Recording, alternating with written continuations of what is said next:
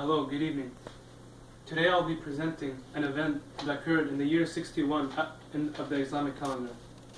It was the event of Karbala, where the man named Imam Hussein, the grandson of the Holy Prophet Muhammad, sacrificed his life, the life of his children, his family, and his companions for the sake of keeping the message of real Islam alive today. At this time, the unjust ruler of the Muslims had just passed away and handed over the power to his son Yazid, who was even more crueler than him.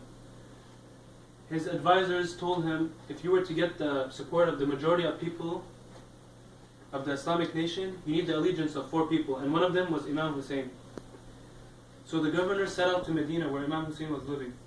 They requested him to come to the court, and they told him that you either pledge allegiance to Yazid, or we'll wage a war against you. Imam Hussein stood in their faces and said, a man like me does not pledge allegiance to a man like Yazid. Hussein knew that it wasn't safe for him to stay in Medina, so he packed up his belongings, gathered his family, including his 3 sons, his wife, his sister Zainab and Abbas, and his close companions. Some might ask, why would Hussein want to bring his women and children to the battlefield? The reason for this is to keep the message of Karbala alive for the people today, and to eliminate the positions of the unjust rulers, to raise awareness of the people at that time. Another reason was to show the world that Hussein's religion promotes the idea of women and youth being at the forefront of major affairs. Imam's companions are truly the greatest companions because they never questioned the revolution of Hussein. They sacrificed their life for the love of their master.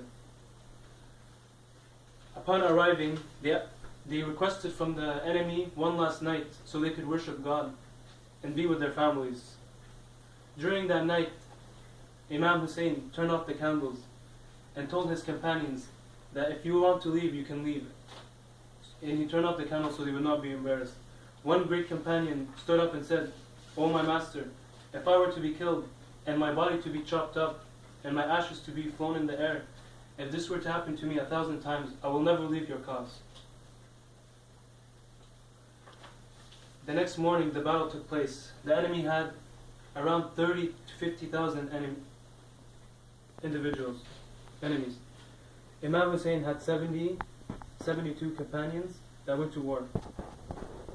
I'd like to bring up the stories of 2 great individuals in this battle.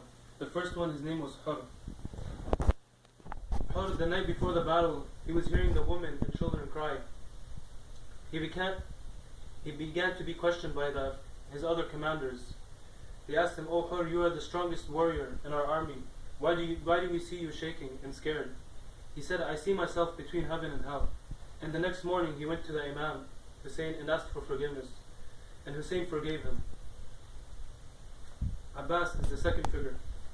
He was the flag bearer of Hussein. After the children and women had no water for 3 days, Hussein requested for Abbas to go get water from the Euphrates River, which was controlled by the enemy forces. Upon reaching the rivers and fighting off the enemies, he held the water in his hands, and he said, "O my soul, after Hussein, there is not for you but disgrace. After him, you should not continue to exist.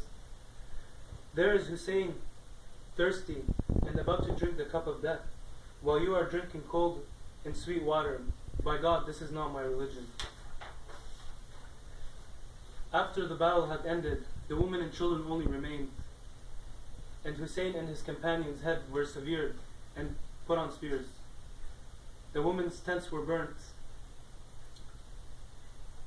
and they had to be burdened with a journey from Karbala to Damascus, where Yazid's palace was.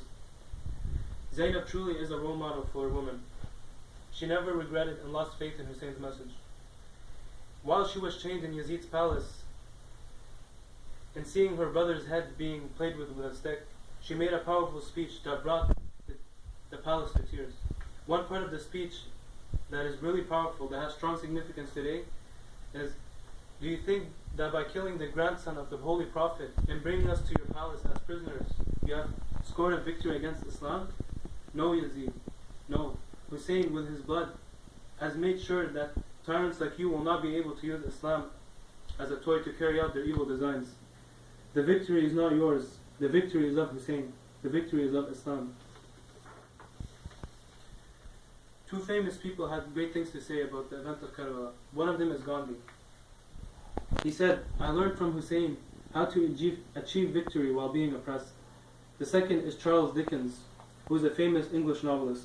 He said, if Hussein had fought to quench his worldly desires, then I do not understand why his sister, wife, and children accompanied him.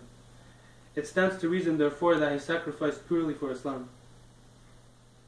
Hussein has a great impact on myself.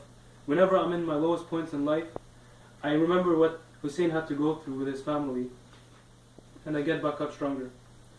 Two sayings by Imam Hussein that show his knowledge and should be pondered upon greatly are: one, those who are silent while others are being oppressed are guilty of oppression themselves. The second is, never show your happiness in front of a sad person. Thank you.